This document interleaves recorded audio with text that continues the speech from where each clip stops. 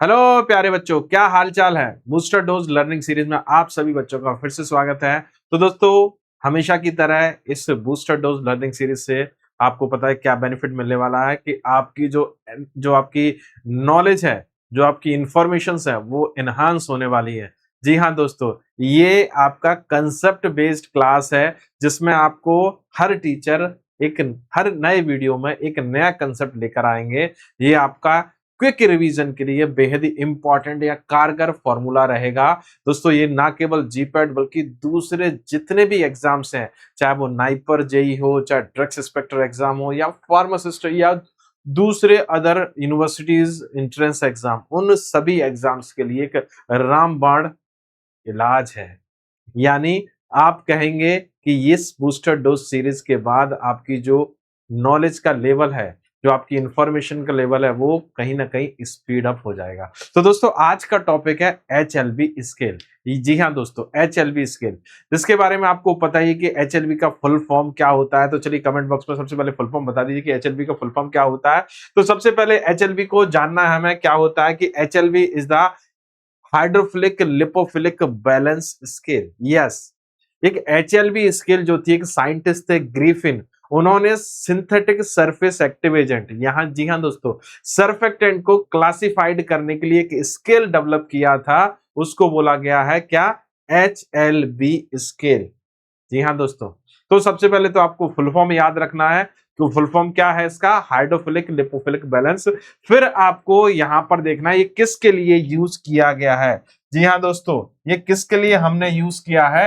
ये यूज किया है हमने classification of the non ionic surfactant. Yes, use किया था। किसने? ग्रिफिन ने। तो हम कह सकते हैं ग्रिफिन ने सबसे पहले जो HLB स्केल बनाई थी ना दोस्तों, वो किसके लिए थी? नॉन आयनिक सर्फेक्टेंट्स के लिए थी। सर्फेक्टेंट मॉलिक्यूल क्या होता है? कुछ इस तरीके का मॉलिक्यूल होता है, पोलर हेड होता है और नॉन पोलर टेल्स होती है इसके पास। उनको क्लासिफाइड किया, लेकिन बाद में और कई सारे सर्फेक्टेंट क्या हुए? डिस्कवर हुए। जिनमें से आप अगर बात करें तो कुछ बिना चार्ज वाले भी थे, कुछ चार्ज वाले भी थे, कुछ दोनों चार्ज वाले भी थे। तो कुल मिला के बात यह कि जो आपका सर्फेक्टेंट्स थे, शुरुआत में जरूर नॉन आयनिक सर्फेक्टेंट्स को इस कैटेगरी में डाला, बाद में एनायनिक, कैटायनिक और एम्पोटेरिक सभी टाइप के सर्फेक्टेंट को इस कैटेगरी में हमने प्लेस कर दिया। ये बहुत इंपॉर्टेंट। ओके, तो यहां पर बाद में दूसरे दूसरे सिंथेटिक सरफेस एक्टिव एजेंट थे, वो भी ऐड हो गए। तो यहां पर HLB से हम क्या करते हैं? क्लासिफाइड करते हैं सर्फेक्टेंट को कि उनमें कितना हाइड्रोफिलिक नेचर है, कितना लिपोफिलिक नेचर है। तो यहां पर HLB को डिटरमाइन करने के लिए कुछ मेथड्स हैं, वो दोस्तों आपको देखनी पड़ेंगी।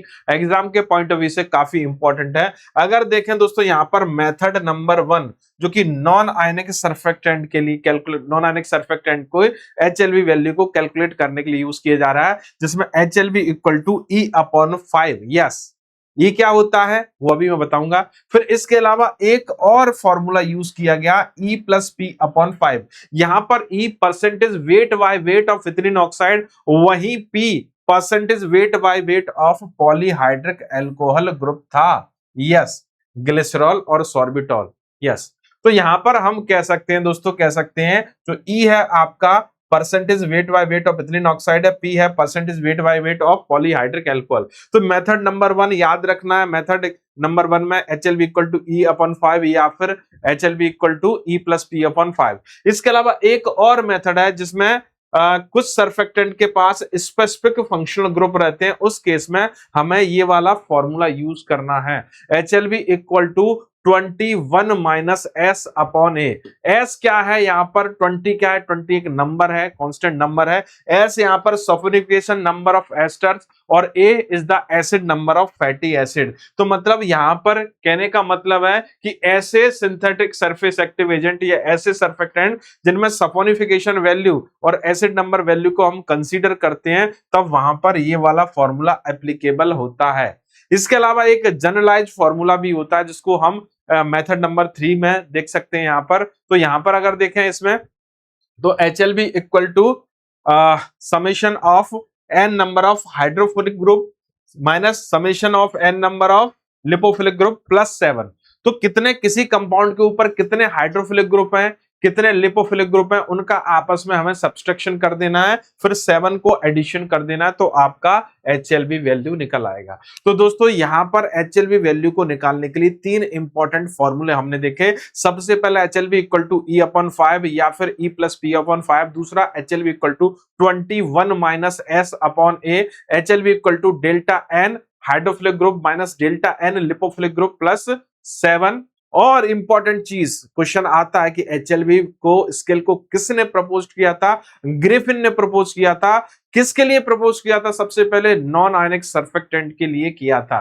अब यहां पर इंपॉर्टेंट चीज आती है कि सर यहां पर इस स्केल की रेंज क्या होती है? तो प्रारंभिक जो स्केल की रेंज थी वो 0 से लेकर 18 तक थी, या 20 भी दिया हुआ कुछ बुक्स में, लेकिन अभी वो स्केल एक्सटेंड होकर 40 तक पहुंच गई है। तो यहां पर HLB वैल्यू के बेस पर उन सब्सटेंस के कुछ फंक्शंस आप देख सकते हैं। जैसे कि यहां पर HLB वैल्यू अगर किसी सिंथेटिक सरफेस एक्टिव एजेंट की 1 से लेकर 3 के बीच में है तो वो एंटी फॉर्मिंग एजेंट का काम करता है। यस।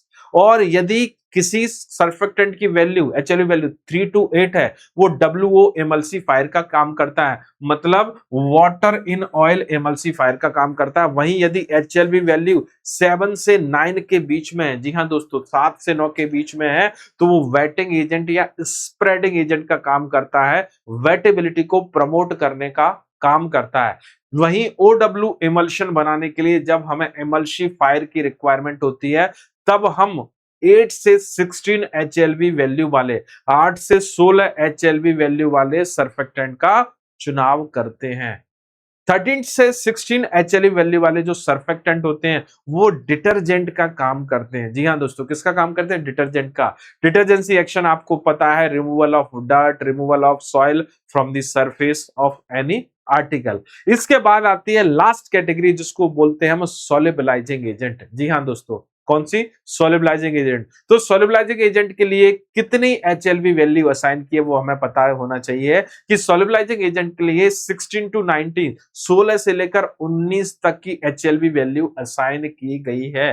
तो यहां पर आप देख सकते हैं अगर HLB वैल्यू कम है, ध्यान रहे, तो वो सब्सटेंस लिपोफिलिक सब्सटेंस का काम करता है, मतलब उसमें लिपोफिलिक कैरेक्टर ज्यादा होता है। और यदि HLB वैल्यू ज्यादा है तो वो सब्सटेंस, वो कंपाउंड हाइड्रोफिलिक नेचर का होता है। जैसे कि सिंपल से एग्जांपल पर देखें, तो WO इमल्शन बनाना है आपको, तो यहां पर हमें लिपोफिलिक इमल्सिफायर की रिक्वायरमेंट होगी। तो आप 3 HLB से लेकर 8 HLB वैल्यू वाले, 3 to 8 HLB वैल्यू वाले आप इमल्सिफायर का चुनाव कर सकते हैं। वहीं यदि OW इमल्शन अगर बनाना है तो वहां पर हाइड्रोफिलिक इमल्सिफायर की रिक्वायरमेंट होती है एज पर दी बेनक्राफ्ट रूल। तो यहां पर आप हाई HLB वैल्यू वाला इमल्सिफायर यूज करोगे जिसका HLB वैल्यू कितना होगा? 8 to 16 होगा। यस।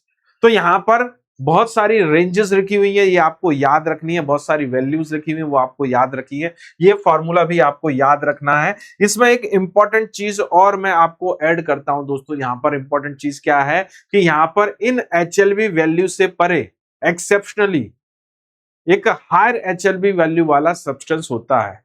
कमेंट बॉक्स में जरूर बताइएगा आप वो कौन सा सब्सटेंस होता है जिसकी HLB वैल्यू सबसे ज्यादा होती है, और कितनी होती है इसकी HLB वैल्यू, ये भी आप मुझे कमेंट बॉक्स में बताइएगा। बहुत इंपॉर्टेंट कंपाउंड है जिसको कई बार एग्जाम में उससे रिलेटेड क्वेश्चन पूछा गया है। तो दोस्तों ये था हमारा आज HLB स्केल का शॉर्ट वीडियो। आई होप आपको HLB स्केल से रिलेटेड सारी इंफॉर्मेशन एकदम से क्लियर हो गई होगी। तो दोस्तों मिलते हैं हम इस तरह के और इंफॉर्मेटिव वीडियो के साथ हमारी इस बूस्टर डोज सीरीज में। तब तक आप अपना ध्यान रखिए और सबसे इंपॉर्टेंट चीज, पढ़ाई करते रहिए। Thank you so much, take care, जय हिंद, जय भारत, नमस्कार, थैंक यू।